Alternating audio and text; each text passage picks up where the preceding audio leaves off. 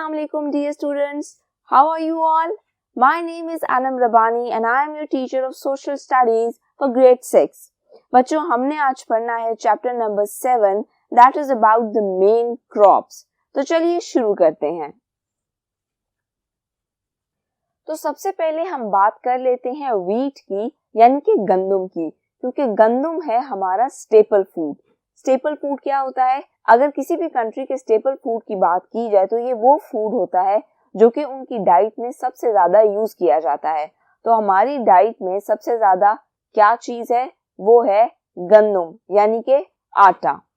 Main grain crop of Pakistan, जैसे कि मैंने आपको पहले बताया, it is the main grain crop. Grain हम कहते हैं दाने को, किसी भी चीज के दाने को आप कहते हो grain. So it is the main grain crop of Pakistan. Pakistan में बहुत ज्यादा गंदम उगाई जाती है क्योंकि इसकी कंजम्पशन बहुत ज्यादा है, ये बहुत ज्यादा इस्तेमाल की जाती है. और जैसे जैसे हमारी आबादी बढ़ रही है वैसे वैसे इसकी कंजम्पशन भी बढ़ती जा रही है. Can be grown in almost any place where the land is fertile. और इसके अलावा ये ऑलमोस्ट किसी भी जगह उगाई जा सकती है जहाँ पे जमीन जरखेज हो. फर्टाइल यानी कि जरखेज. जरखेज जमीन मतलब उसमें अमाउंट्स ऑफ न्यूट्रिएंट्स अच्छी हो, वो जरखेज हो, अच्छी मिट्टी हो, ताकि उसमें आराम से गंदम उगाई जा सके. Mainly canal region of Punjab. और पाकिस्तान के कौन से इलाके में ज्यादातर उगाई जाती है? So that is the canal region. Canal man made रास्ते होते हैं पानी को गुजारने के लिए. So it is grown mainly in the canal region of Punjab, यानी कि पंजाब का जो कैनाल रीजन है जहाँ पे कैनाल्स बने हुए हैं वाटर की इरिगेशन के लिए, आबपाशी के निज़ाम के लिए, वहाँ पे ज़्यादातर ये उगाई जाती है. We are self sufficient in case of wheat. Self sufficient होने का क्या मतलब होता है? सेल्फ सफिशिएंट होने का मतलब है जब आपके पास कोई चीज़ इतनी तादाद में मौजूद है या इतनी अमाउंट में है कि आपको उसको किसी दूसरे मुल्क से इंपोर्ट करने की ज़रूरत नहीं पड़ती, मतलब मंगवाने की जरूरत नहीं पड़ती. तो जब मुल्क आपस में ट्रेड करते हैं या डीलिंग्स करते हैं तो मुल्क आपस में एक दूसरे से बहुत सी फसलें, बहुत सी चीजें इंटरचेंज करते हैं. किसी एक मुल्क की कोई चीज अच्छी होती है तो दूसरे मुल्क की कोई और चीज अच्छी होती है. लेकिन गंदम के मामले में पाकिस्तान सेल्फ सफिशिएंट है, यानी कि हमें किसी भी और मुल्क से गंदम मंगवानी नहीं पड़ती. हमारे अपने मुल्क में गंदम इतनी तादाद में पैदा की जाती है कि वो अच्छे से पूरी हो जाए पूरी आबादी को. देन टॉकिंग अबाउट कॉटन यानी कि रुई की फसल. Grown mainly in lower Punjab in Sindh. तो ये ज्यादातर कहाँ पर उगाई जाती है? Lower Punjab and Sindh. हमने जब व्हीट की बात की थी तो हमने कहा ये ज्यादातर कहाँ उगाई जाती है? कैनाल रीजन ऑफ पंजाब में. अब अगर हम कॉटन की बात कर रहे हैं तो ये ज्यादातर कहाँ उगाई जाएगी? In lower Punjab and Sindh. Very important from money and export point of view. और ये जो हमारी फसल है रुई की, ये बहुत ही ज्यादा इम्पोर्टेंट है हमारी इकोनॉमी के लिए. क्यों? क्योंकि हम बहुत ज्यादा कॉटन एक्सपोर्ट करते हैं, यानी कि दूसरे मुल्कों में भेजते हैं, उनको बेचते हैं. हमारी कॉटन बहुत अच्छी कंसिडर की जाती है पूरी दुनिया में, जिसकी वजह से हम ये एक्सपोर्ट करते हैं. हमारा मुल्क जिस रीजन में है वहाँ पे ऐसा क्लाइमेट है कि वहाँ पे रुई अच्छे से उगाई जा सकती है. तो कभी कभी ऐसा होता है अल्लाह की तरफ से कि आप जिस रीजन में होते हो वहाँ पे कोई स्पेसिफिक क्रॉप बहुत अच्छे से उगाई जा सकती है और आप वो दूसरे मुल्कों में एक्सपोर्ट कर सकते हो. पाकिस्तान भी इस मामले में लकी है कि हमारे यहाँ जो क्लाइमेट है वो अच्छा है कॉटन की क्रॉप के लिए, जिसकी वजह से हमारे मुल्क में बहुत सी रुई उगाई जाती है और फिर वो रुई एक्सपोर्ट की जाती है. जब भी कोई चीज़ एक्सपोर्ट की जाती है या दूसरे मुल्कों को बेची जाती है तो इसका आपके मुल्क की माशी हालत पर बहुत अच्छा इफेक्ट पड़ता है, क्योंकि उस चीज़ को दूसरे मुल्कों को बेचने के नतीजे में आपको मिलते हैं पैसे जो कि आपकी इकोनॉमी को स्ट्रॉन्ग करते हैं. Raw cotton, cotton cloth, yarn, canvas by far our biggest exports. अब कॉटन से बनता है यार्न, कैनवस. कैनवस भी एक तरह का कपड़ा होता है. देन टेक्सटाइल्स, कॉटन क्लॉथ जिसे आप नॉर्मली कहते हो ये कॉटन का कपड़ा है. इसके अलावा रॉ कॉटन, और जो सिर्फ रुई होती है, जो रॉ रुई होती है, रॉ कॉटन होती है, by far our biggest exports. अब तक हमारे मुल्क से जितनी भी चीजें एक्सपोर्ट की जाती हैं, दूसरे मुल्कों को बेची जाती हैं, उनमें ये नंबर 1 पर है। यानी कि ये हमारी एक्सपोर्ट्स का बहुत बड़ा हिस्सा बनाती हैं। हमारी एक्सपोर्ट्स में ज़्यादातर जो चीज़ एक्सपोर्ट की जाती है उसमें रॉ कॉटन है, कॉटन क्लॉथ है, यार्न और कैनवस है। Pakistan produces 10% of all the world's cotton. अब पूरी दुनिया में जो कॉटन प्रोड्यूस की जाती है और मुल्क आपस में इंटरचेंज करते हैं, उसमें से 10% पाकिस्तान से होती है। ये बहुत बड़ी बात है कि अगर आपके मुल्क का इतना बड़ा हिस्सा हो किसी भी चीज की प्रोडक्शन में। Now let's talk about rice, यानी कि चावल। Needs heavy weight soil and a warm climate. तो जो चावल की फसल है उसको ग्रो करने के लिए क्या रिक्वायरमेंट्स हैं?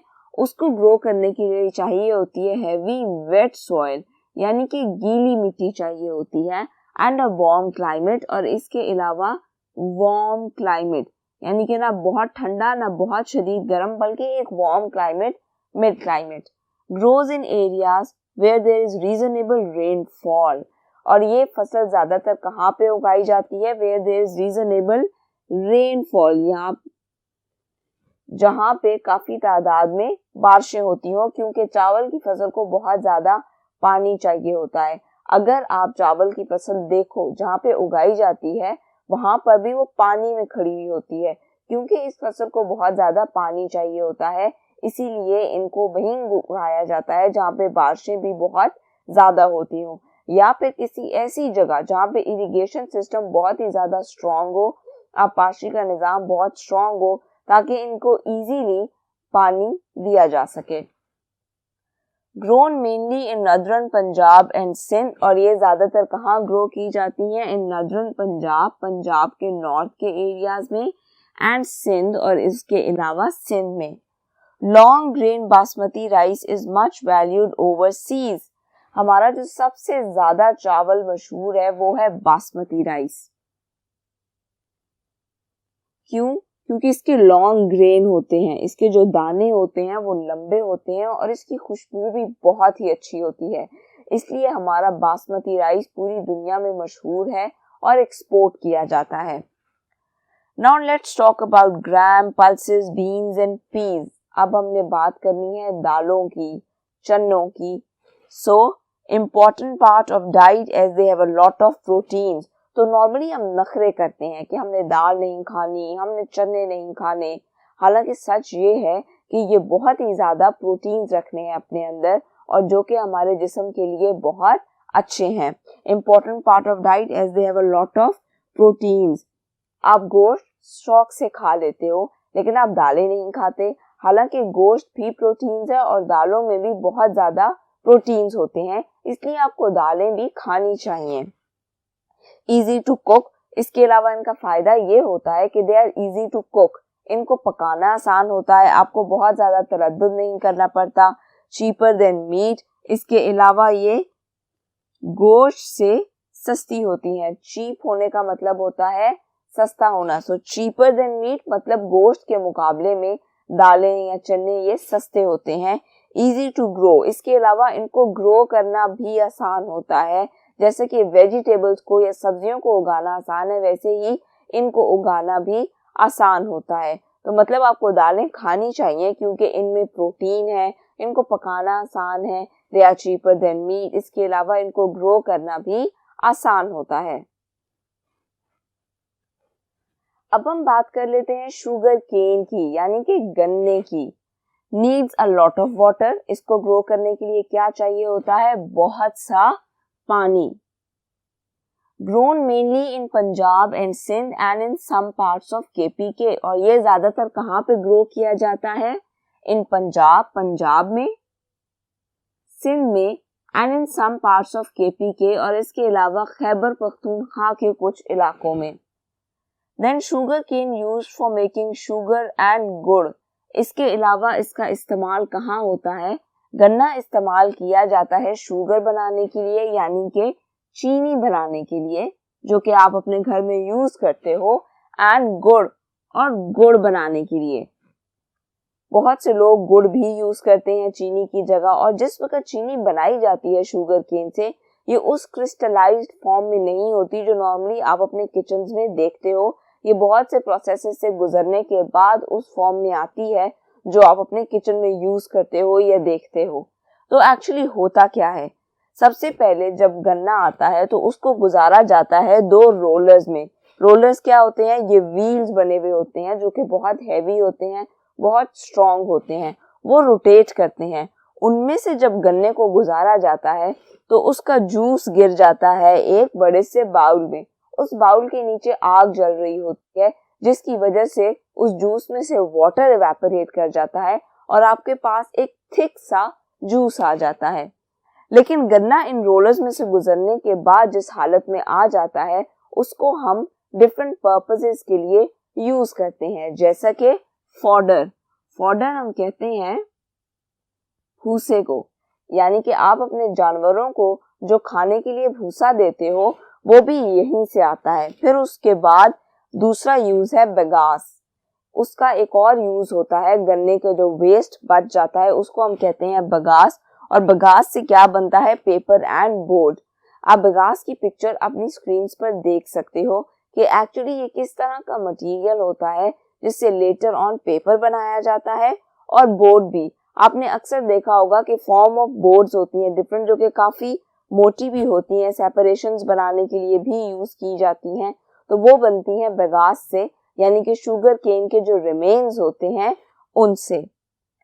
Pakistan grows all the sugar it needs and fortunately Pakistan इस मामले में भी सेल्फ सफिशिएंट है, यानी कि हमें शुगर केन दूसरे मुल्कों से इंपोर्ट नहीं करना पड़ता, बल्कि हमारे अपने मुल्क में इतना गन्ना प्रोड्यूस किया जाता है कि हम चीनी की डिमांड को पूरा कर सकें या जो भी शुगर केन से रिलेटेड डिमांड्स हैं उनको पूरा कर सकें।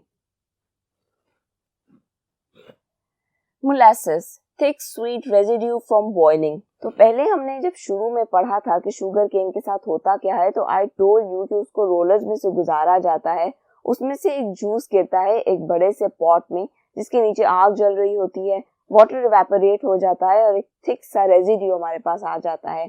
उस थिक से रेजिड्यू को हम मोलासेस कहते हैं, जिसे नॉर्मली आप कहते हो शीरा, जो आप खाने पीने की चीजों में यूज करते हो। Best quality use for cooking, उसकी जो अच्छी क्वालिटी होती है वो कुकिंग में यूज की जाती है, नॉर्मली मिठाई बनाने में यूज की जाती है। And the lower quality for animal food, और जो लोअर क्वालिटी होती है वो जानवरों के खाने में यूज की जाती है और मछलियों को भी डाली जाती है। नाउ लेट्स टॉक अबाउट मेज, यानी कि कॉर्न, मकई। Grown mainly for animal food, ये ज्यादातर क्यों ग्रो की जाती है, फॉर एनिमल फूड, जानवरों के खाने के लिए। लेकिन आप सोचते होंगे कि मकई तो हम भी खाते हैं, तो बिल्कुल हम भी मकई शौक से खाते हैं। फॉर प्रोड्यूसिंग कॉर्न ऑयल, इसके अलावा इसका क्या यूज है, for producing corn oil, corn oil बनाया जाता है जो कि सेहत के लिए बहुत ही बेनिफिशियल होता है। Also ground into flour and eaten as bread, इसके अलावा इसका आटा भी बनाया जाता है, इसको पीस कर इसका आटा बनाया जाता है एंड ईटन एज ब्रेड, और इसे ब्रेड के तौर पे भी खाया जाता है।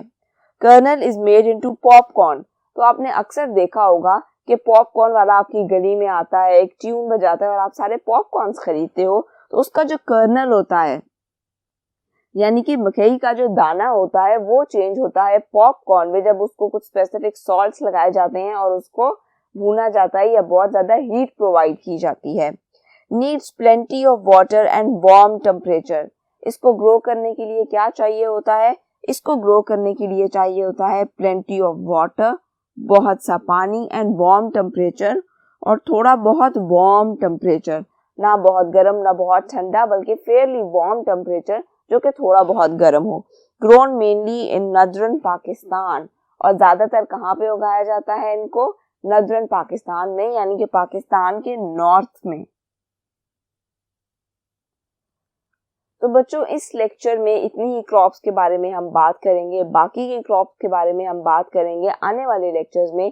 अपना और अपनी फैमिली का बहुत सा ख्याल रखिएगा। अल्लाह हाफिज।